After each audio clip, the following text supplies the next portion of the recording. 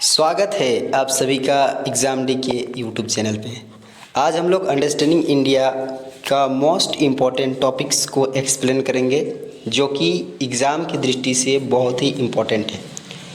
Exam बहुत करीब है और मान के चलिए कि आपके पास लगभग 15 से 16 दिन का समय बचा हुआ है। इन 15 से 16 दिन के अंदर आप लोगों को सारे सब्जेक्ट के जो मेन टॉपिक्स हैं उन टॉपिक्स को अच्छे तरीके से पढ़ लेना है। इम्पोर्टेंट क्वेश्चन का जहाँ तक सवाल है, इम्पोर्टेंट क्वेश्चन हम लोग उस टॉपिक से ही निकाल सकते हैं। तो क्वेश्चन क्या आएगा, इस पर ज़्यादा दिमाग लगाने से अच्छा है कि मेरे टॉपिक्स क्लियर रहें, क्योंकि क्वेश्चन तो उन टॉपिक से ही बनेंगे। तो अगर टॉपिक्स क्लियर रहेंगे तो हम लोग आराम से जो है किसी भी प्रकार के प्रश्नों का उत्तर दे सकते हैं। तो यहाँ हम लोग अंडरस्टैंडिंग इंडिया के कुछ इम्पोर्टेंट टॉपिक्स को जो है पढ़ेंगे, उसको समझेंगे, और ये हिंदी और इंग्लिश दोनों में ही उपलब्ध है। हिंदी और इंग्लिश दोनों में ही उपलब्ध है। तो अगर आप हिंदी मीडियम के स्टूडेंट हैं या फिर इंग्लिश मीडियम के स्टूडेंट हैं, दोनों ही इसको ध्यान से देखिएगा, क्योंकि आप दोनों के लिए ही इसको जो है बनाया गया है, हिंदी और इंग्लिश दोनों ही भाषाओं में। देखिए, तो ये है मोस्ट इम्पॉर्टेंट टॉपिक एक्सप्लेनेशंस है, ठीक है।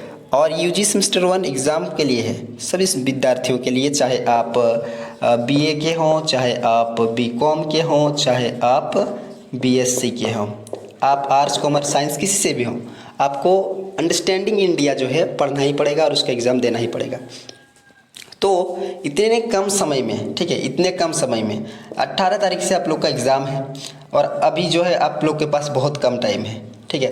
तो इतने कम समय में आपको तैयारी करना है, तो फटाफट टॉपिक्स का एक रिवीजन कर लेते हैं, वन शॉट कर लेते हैं और समझते हैं। यहाँ पर देखिए, ये आपके लिए एग्ज़ाम डी ने स्पेशली तौर पर तैयार किया है हिंदी और इंग्लिश में, ठीक है, और उम्मीद करता हूँ कि आपको ये समझ में आएगा। चलिए स्टार्ट करते हैं इसको यहाँ से। सबसे पहला आपका टॉपिक है अंडरस्टैंडिंग इंडिया का, वो है the land of India, landscape, mountains and reverse, यानी भारत की भूमि, परिदृश्य, पहाड़ और नदियाँ। तो भारत की जो भूमि है, भारत का जो परिदृश्य है, जिस तरीके से वो दिखता है, उसका पहाड़, नदियाँ, इनके बारे में आपको यहाँ पर समझना होगा, और जो प्रश्न होंगे वो भी इसी से आएंगे। तो चलिए मैं पहले इंग्लिश में पढ़ लेता हूँ। India is a vast and diverse country located in South Asia, known for its rich cultural heritage, history and geographical features. The country's landscape is characterized by a wide variety of terrains which include mountains, plains, plateau and coastal regions। तो यहाँ पर आप देख सकते हैं इसके बारे में, यहाँ पर हिंदी में भी मैंने बताया है। हिंदी में क्या लिखा है कि भारत दक्षिण एशिया में स्थित एक विशाल और विविधतापूर्ण देश है, जो अपनी समृद्ध संस्कृति, विरासत, इतिहास और भौगोलिक विशेषताओं के लिए जाना जाता है। देश के परिदृश्य की विशेषता विभिन्न प्रकार के भूभाग हैं, जिनमें पहाड़, मैदान, पठार और तटीय क्षेत्र शामिल हैं। तो भारत कहाँ स्थित है, ये आपको पहला लाइन में पता चलेगा कि भारत दक्षिण एशिया में स्थित एक विशाल और विविधतापूर्ण देश है। भारत में संस्कृति बहुत ही समृद्ध है, यहाँ की संस्कृति बहुत ज़्यादा समृद्ध है, इतिहास और भौगोलिक विशेषताओं के लिए जाना जाता है, ठीक है। तो इस प्रकार से भारत की शुरुआत होती है। भारत के बारे में आपको बताना है। उसके बाद जो है आपका है माउंटेन, यानी कि पर्वत। तो भारत में कौन कौन से पर्वत हैं, सबसे पहले इसको पढ़ लेते हैं। आप देख सकते हैं लिखा है the Himalaya of India is home to the world highest mountain range, the Himalaya which runs across the northern border of the country. These majestic mountains extend over 2,400 kilometers with several peaks soaring above 8,000 meters, including Mount Everest, the highest point on earth। मतलब हिमालय भारत दुनिया की सबसे ऊंची पर्वत श्रृंखला हिमालय का एक घर है, जो देश की उत्तरी सीमा पर फैली हुई है। ये राजसी पर्वत 2400 किलोमीटर तक फैले हुए हैं, यानी कि हिमालय पर्वत 2400 किलोमीटर तक फैला हुआ है। और उसी पे एक पर्वत है जिसका नाम है माउंट एवरेस्ट, जो कि 8000 मीटर से भी अधिक ऊंचा है, जिन्हें पृथ्वी का सबसे उच्च बिंदु कहा जाता है। यानी धरती पर अगर कोई सबसे ऊंचा पर्वत है तो वो है माउंट एवरेस्ट, और उसकी ऊंचाई है 8000 किलोमीटर से भी अधिक, 8000 किलोमीटर से भी अधिक। ठीक है, यहाँ पर मीटर बोले, सॉरी 8000 मीटर से भी अधिक। तो यहाँ पर लिखा गया है, मतलब आप समझ लीजिए कि 8 किलोमीटर के आसपास, 8000 मीटर मतलब 8 किलोमीटर के आसपास होगा। तो ये हो गया पृथ्वी का सबसे ऊंचा बिंदु। अब हम लोग समझते हैं the Western Ghat. Western Ghat जो है running parallel to the western coast of India, the Western Ghats are a mountain range known for their biodiversity and lush forest. They are a UNESCO World Heritage Site and are essential for the ecological balance of the region. तो अगर बात करें पश्चिम घाट की, तो पश्चिम घाट भारत के पश्चिम के समानांतर चलने वाली पश्चिम घाट एक पर्वत श्रृंखला है जो अपनी जैव विविधता और हरे भरे जंगलों के लिए जाना जाता है। यह यूनेस्को की विश्व धरोहर स्थल है और क्षेत्र के पारिस्थितिकी संतुलन के लिए आवश्यक है। पश्चिमी घाट समझिए भारत का पश्चिमी क्षेत्र, और पश्चिमी क्षेत्र में जो जंगल वगैरह, जो पहाड़ वगैरह आते हैं, वो उसका पश्चिमी घाटी कहलाता है। अब हम लोग आते हैं ईस्टर्न घाट पे। ईस्टर्न घाट का मतलब क्या होता है? पूर्वी। Similar to the Western Ghat, the Eastern Ghats run along the eastern coast of India, although they are lower in elevations in less continuous.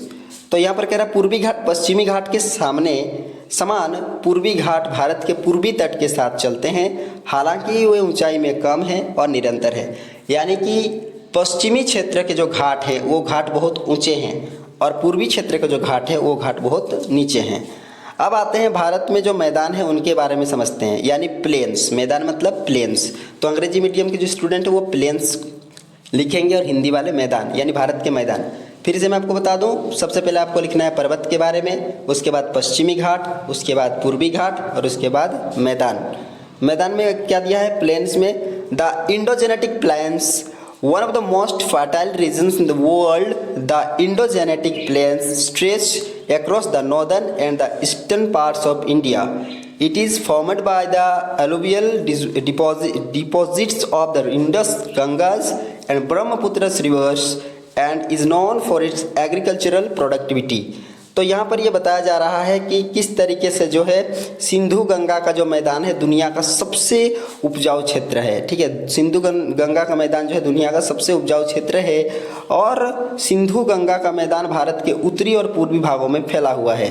ये सिंधु गंगा ब्रह्मपुत्र नदियों के जलोढ़ निक्षेप से बना है और अपनी कृषि उत्पादकता के लिए जाना जाता है। एक चीज़ आपको याद रखना है कि पहली बार जो धान रोपाई का पहली बार जो संकेत मिला था, यानी कि जो साक्ष्य मिले थे इतिहास में, वो गंगा नदी के किनारे मिले थे। ठीक है, लगभग 600 ईसा पूर्व की बात है, 500-600 ईसा पूर्व की बात, 500-600 BC।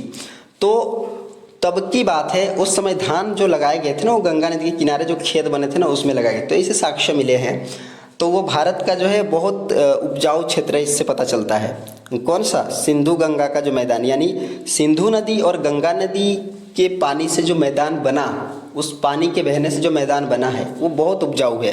क्योंकि नदी क्या करती है ना, मिट्टी को लेकर आती है पानी, अब मिट्टी को अपने साथ लेकर आती है, और जो मिट्टी को अपने साथ लेकर आती है उसको वहाँ पे छोड़ देती है, और वो मिट्टी धीरे धीरे एक प्लेन यानी एक मैदान तैयार करते हैं, और इस मैदान में बहुत उपजाऊ यानी बहुत पोषक तत्व होते हैं, जिस वजह से आप कुछ भी बीज डाल दीजिए वो तुरंत आ जाता है। अगला आपका Deccan plateau, located in the central and southern parts of India. The Deccan plateau is a vast elevate regions characterised by the rocky terrain and dry climates. It is flanked by the eastern and western Ghats on its east and west. अब मतलब डेक्कन प्लेटू मतलब होता है दक्कन का पठार। दक्कन मतलब होता है आपका दक्षिण, यहाँ पर दक्कन का मतलब दक्षिण। दक्षिण का जो पठार है भारत के मध्य और दक्षिण भाग में स्थित है। दक्कन का पठार एक विशाल ऊंचा क्षेत्र है जो चट्टानी इलाके और शुष्क जलवायु की विशेषता है। इसके पूर्व और पश्चिम में पूर्वी और पश्चिमी घाट हैं, यानी कि इसके पूर्व में और इसके पश्चिम में पूर्वी और पश्चिमी घाट आ जाते हैं। अब यहाँ पर आता है हम लोग का थर्ड पॉइंट जो कि है नदियाँ। ठीक है, थर्ड पॉइंट क्या है? नदियाँ। फिर से आप एक बार याद कर लीजिए, सबसे फर्स्ट पॉइंट पे आपका क्या है? आपका है हिमालय। उसके बाद क्या है आपका हिमालय के बाद पश्चिम घाट, उसके बाद पूर्वी घाट, उसके बाद मैदान, उसके बाद दक्कन का पठार और उसके बाद क्या है आपका नदियाँ। तो नदियाँ के बारे में पढ़ते हैं। द गंगा, भारत की सबसे पवित्र नदी Ganga. The Ganga is the holiest river in India, considered sacred by Hindus. It flows through the northern part of the country, provide water to millions of people and playing a crucial role in their religious and cultural practice. मतलब बताया जा रहा है कि गंगा भारत की सबसे पवित्र नदी है जिसे हिंदू पवित्र मानते हैं। यह देश के उत्तरी भाग से होकर बहती है, लाखों लोगों को पानी उपलब्ध कराती है और उनकी धार्मिक और सांस्कृतिक प्रथाओं में महत्वपूर्ण भूमिका निभाती है। जो गंगा नदी है वो क्या करती है कि भारत की एक तो सबसे पवित्र नदी है और इसमें हिंदू जो है वो इसे पवित्र मानते हैं और ये लाखों लोगों को पानी उपलब्ध कराती है। इसमें बहुत सारे धार्मिक कार्य किए जाते हैं, सांस्कृतिक त्यौहार होते हैं और ये जो है सबको जो है जल उपलब्ध करवाती है, बहुत महत्वपूर्ण नदी है। उसके बाद आपका आता है सेकंड वाला Yamuna. The Yamuna is a major tributary of the Ganges and flows through the northern state of Uttarakhand, Himachal Pradesh, Haryana, Delhi and Uttar Pradesh. यहाँ से होकर यमुना बहती है। यमुना गंगा की एक प्रमुख सहायक नदी है और उत्तरी राज्यों जैसे उत्तराखंड, हिमाचल प्रदेश, हरियाणा, दिल्ली और उत्तर प्रदेश से होकर ये बहती है। इसके बाद आता है Brahmaputra. Brahmaputra flowing through the north east state, the Brahmaputra is one of the major rivers in India. It originates in Tibet and enters India through Arunachal Pradesh before flowing through Assam and joining the Ganges in Bangladesh. तो बताया जा रहा है कि ब्रह्मपुत्र पूर्वोत्तर राज्यों से होकर बहने वाली ब्रह्मपुत्र भारत की प्रमुख नदियों में से एक है। ये तिब्बत से निकलती है और असम से बहने और बांग्लादेश में गंगा में मिलने से पहले अरुणाचल प्रदेश के माध्यम से भारत में प्रवेश करती है। तो ये निकलती कहाँ से, अगर आपको पूछ दे कि ब्रह्मपुत्र कहाँ से निकलती है तो आप क्या लिखेंगे, ये तिब्बत से निकलती है। ठीक है, और कहाँ जाके कहाँ किस भारत से होकर गुजरती है और जाकर बांग्लादेश में मिल जाती है जाके। ठीक है, तो यहाँ पर आप समझ गए कि अरुणाचल प्रदेश से होकर वो भारत में प्रवेश करती है। ठीक है, और असम से बहते हुए कहाँ चले जाती है, वो बांग्लादेश चले जाती है असम से बहते हुए।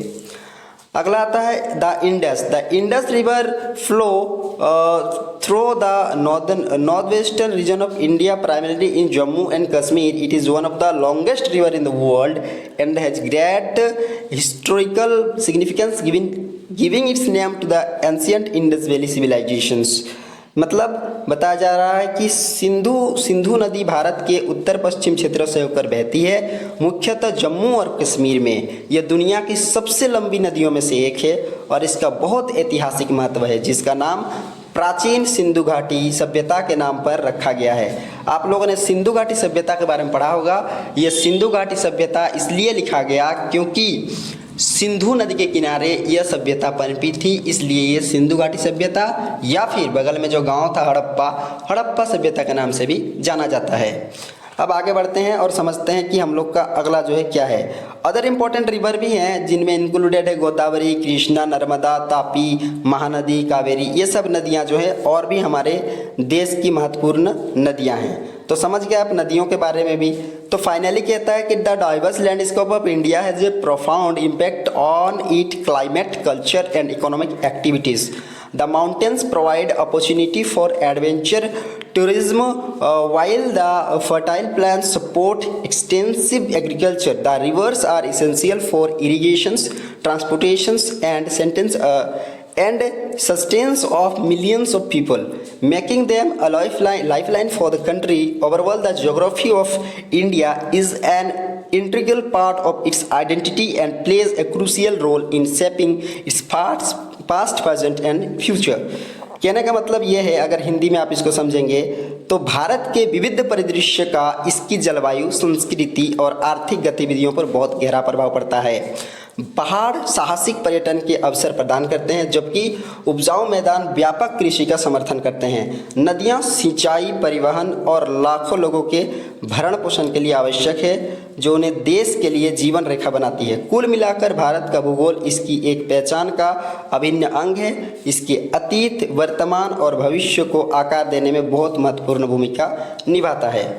तो आप पहला पॉइंट को समझ गए होंगे। पहला पॉइंट में जो जो बातें बताई गई थी इसको आप एक बार फिर से देख सकते हैं कि पहला जो पॉइंट है उसमें बहुत सारी चीज़ें बताई गई है, जिसमें कि आपका हिमालय पर्वत से लेकर आपकी बहुत सारी नदियों के बारे में बात की गई है। इसके अलावा पठार के बारे में बात किया गया है। तो नदी हो गए, पठार हो गए, मैदान हो गए, ये सारे चीज़ें आपका पहला में आता है। इसलिए उस आपका पहला पॉइंट का नाम ही वही है ना, landscape, river, mountains of India, यानी भारत के पर्वतों के बारे में, भारत के नदियों के बारे में और भारत के जो मैदान हैं उनके बारे में विस्तार से बताइए। तो समझ जाइए कि आपको जो ये क्वेश्चन किस तरीके से दिया जाएगा। हो सकता है कि आपको क्वेश्चन पूछ दे भारत के नदियों के बारे में बताइए, गंगा के बारे में बताइए, यमुना के बारे में बताइए, या फिर क्वेश्चन इस प्रकार से पूछा जा सकता है कि माउंटेन्स के बारे में, यानी कि पर्वत श्रृंखलाओं के बारे में बताइए, पश्चिम घाट और पूर्वी घाट में क्या अंतर है। इस प्रकार के सवाल बन सकते हैं। जैसे जैसे आप इस चीज़ को पढ़ेंगे वैसे वैसे आपको धीरे धीरे आइडिया होते जाएगा कि किस तरीके से जो है क्वेश्चन आने की संभावना है। अगर आप पूरे तरीके से एक बार इसको पढ़ लेते हैं या लिख लेते हैं, ठीक है, कोशिश कीजिए लिखने का। अगर आप इसे लिख लेते हैं तो समझ जाइए कि आपके पास इस टॉपिक से जितने भी क्वेश्चन आएंगे वो आप चुटकी में बना लेंगे, क्योंकि पूरा टॉपिक सबको क्लियर है इसका, ठीक है। तो ये था हम लोग का फर्स्ट टॉपिक, ये फर्स्ट टॉपिक था। अब आते हैं सेकेंड टॉपिक पे।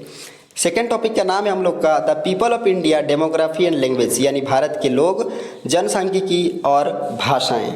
ये हम लोग का सेकंड टॉपिक है। सेकंड टॉपिक में हम लोग को पहले किसके बारे में बताया गया है, जनसांख्यिकी के बारे में, यानी डेमोग्राफी के बारे में, ठीक है। तो कई बार सवाल आता है what do you mean by demography, जनसांख्यिकी से आप या जनांकिकी से, इसे कभी कभी जनांकिकी भी कहा जाता है।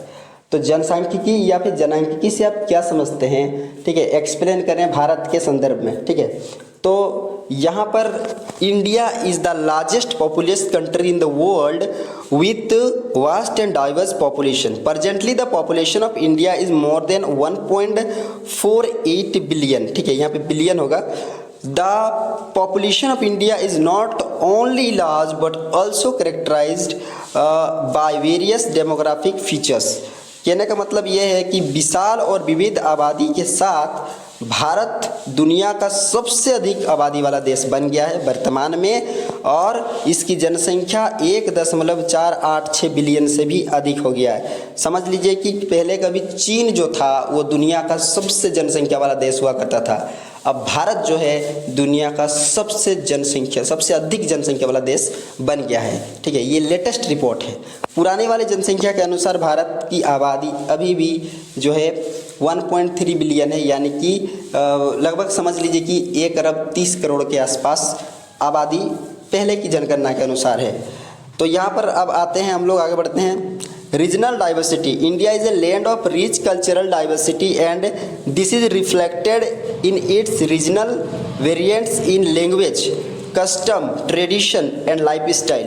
The country is divided into 28 states and 8 union territories each with its unique identity and cultural practices। तो ये हिंदी में है कि क्षेत्रीय विविधता भारत में बहुत ज़्यादा है। भारत समृद्ध संस्कृति विविधता का देश है और यह भाषा, संस्कृति, रीति रिवाज, परंपराओं और जीवन शैली में इसकी क्षेत्रीय विविधताओं में परिलक्षित होता है। देश को 28 राज्यों और 8 केंद्र शासित प्रदेशों में विभाजित किया गया है, यानी कि हमारे देश में 28 राज्य और 8 केंद्र शासित प्रदेश हैं, जिनमें से प्रत्येक की अपनी विशिष्ट पहचान है और प्रत्येक की अपनी संस्कृति और प्रथा है। इसके बाद ये बताया जा रहा है कि एज डिस्ट्रीब्यूशन, ठीक है, डेमोग्राफी में जब बात होती है एज डिस्ट्रीब्यूशन की। एज डिस्ट्रीब्यूशन मतलब होता है आयु का वितरण, ठीक है। तो India has a significant young population with a large population of people below the age of 30। This youthful demographic can have implications for various sectors including education, employment and policy making. आयु वितरण का मतलब होता है कि भारत में एक महत्वपूर्ण युवा आबादी है, जिसमें 30 वर्ष से कम उम्र के लोगों का एक बहुत बड़ा हिस्सा है। इस युवा जनसांख्यिकी का शिक्षा, रोजगार और नीति निर्माण सहित विभिन्न क्षेत्रों पर बहुत प्रभाव पड़ता है। यानी कि ये जो युवा आबादी है ये सारी चीज़ों पे प्रभाव डालती है। तो भारत कि 60% लोग जो है युवा हैं, यानी कि आप समझ सकते हैं कि भारत विश्व का युवा देश है, यानी कि यहाँ के लोग युवा हैं और ये शिक्षा, रोजगार, नीति सभी जगह प्रभाव डालते हैं। तो अगर इन युवाओं का सही तरीके से ये देश सही तरीके से इन युवाओं का उपयोग नहीं करती है तो ये युवा जो है देश के विकास के लिए उतने कारगर नहीं बन जाएंगे। अगर देश सही तरीके से इनको यूज करती है, सही तरीके से शिक्षा, रोजगार उपलब्ध कराती है तो ये युवा जो है ना भारत को बहुत स्पीड चाइना से और अमेरिका से, रूस से आगे लेकर चले जाएंगे। ठीक है, ये डिपेंड करता है पॉलिसी मेकर्स के ऊपर कि वो देश की युवाओं के लिए, ठीक है, क्या कार्य करती है। यहाँ पर है अगला अर्बनाइजेशंस। अर्बनाइजेशंस का मतलब शहरीकरण होता है। शहरीकरण के बारे में ये बताया गया है कि India has been experiencing rapid urbanisation with a considerable number of people moving from rural to urban areas in search of better economics opportunity and living conditions. Cities are growing and urban areas are becoming hubs for commerce, industry and innovations.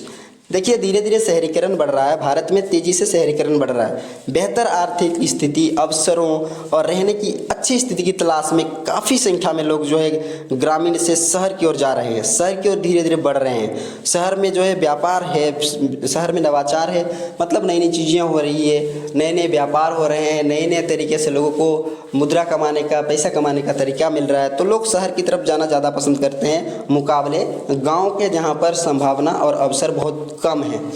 तो यहाँ पर जो है शहरीकरण एक बहुत महत्वपूर्ण भूमिका निभा रहा है जनसंख्या वितरण के मामले में। अगला आपका है रिलीजियस डाइवर्सिटी। ठीक है, religious diversity. India is known for its religious pluralism. It is the birth place of several major religions including Hinduism, Buddhism, Jainism and Sikhism. Additionally, Islam, Christianity and other faiths have a significant following in the country.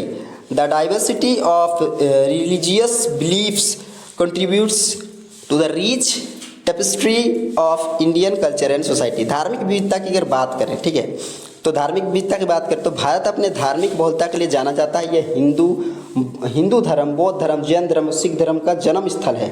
ठीक है, यानी कि इतने बड़े बड़े धर्म भारत में जो है बने हैं, हिंदू, बौद्ध, जैन और सिख। इसके अलावा इस्लाम और ईसाई और अन्य धर्म के अनुयायी भी देश में बहुत महत्वपूर्ण हैं। धार्मिक मान्यताओं की ये विविधता भारतीय संस्कृति और समाज की समृद्ध छवि में योगदान करती है। जरा सोचिए, भारत एकमात्र देश जहां विश्व के सभी धर्मों के लोग पाए जाते हैं। ये एक समृद्ध छवि और समृद्ध संस्कृति वाला देश है। इसके बाद अगला पॉइंट है आपका इथनिक एंड लिंग्विस्टिक डाइवर्सिटी। ठीक है, यानी कि जातीय और भाषाई विविधता की अगर बात करें तो भारत में जो है देश में क्या है 2000 से अधिक मान्यता प्राप्त जातियां समूह हैं, है ना। यानी कि there are over 2000 recognition ethnic groups in the country.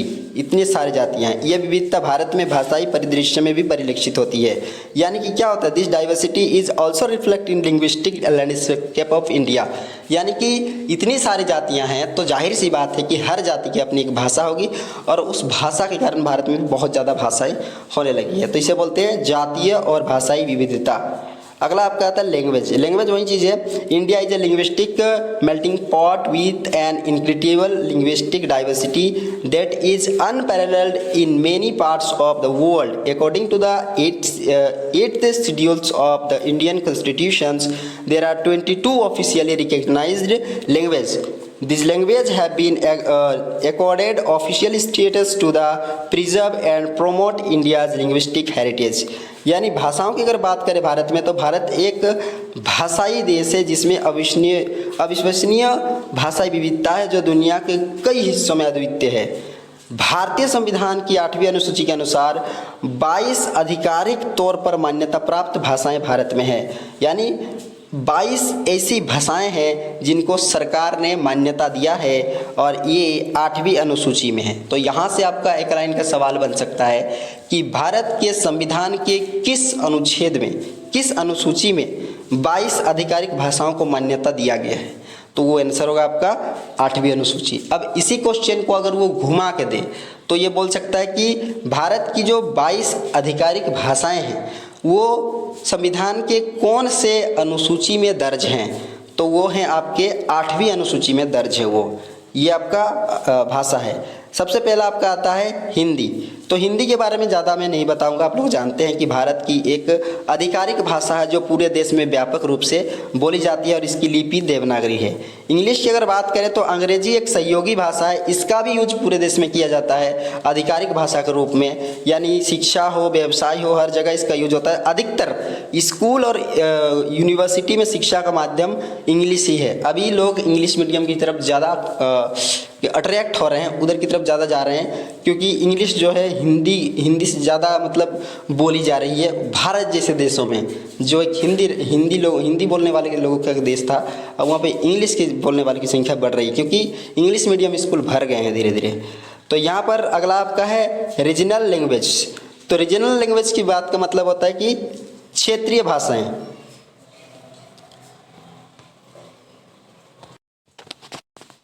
क्षेत्रीय भाषाओं की अगर बात करते हैं तो इसमें भाषाओं में बंगाली पश्चिम बंगाल में, तेलुगु आंध्र प्रदेश और तेलंगाना में, तमिल तमिलनाडु में, मराठी महाराष्ट्र में, गुजराती गुजरात में, कन्नड़ कर्नाटक में, पंजाबी पंजाब में और मलयालम केरल में बोला जाता है। इसके बाद कुछ अदर लैंग्वेजेस हैं। अगर हम लोग कुछ अदर लैंग्वेज की बात करें तो और भी भाषाएं हैं, जिनमें कि उड़िया है, असमिया है, कोंकणी, मणिपुरी, मैथिली, कश्मीरी, सिंधी और कई अन्य भाषाएं भी शामिल हैं।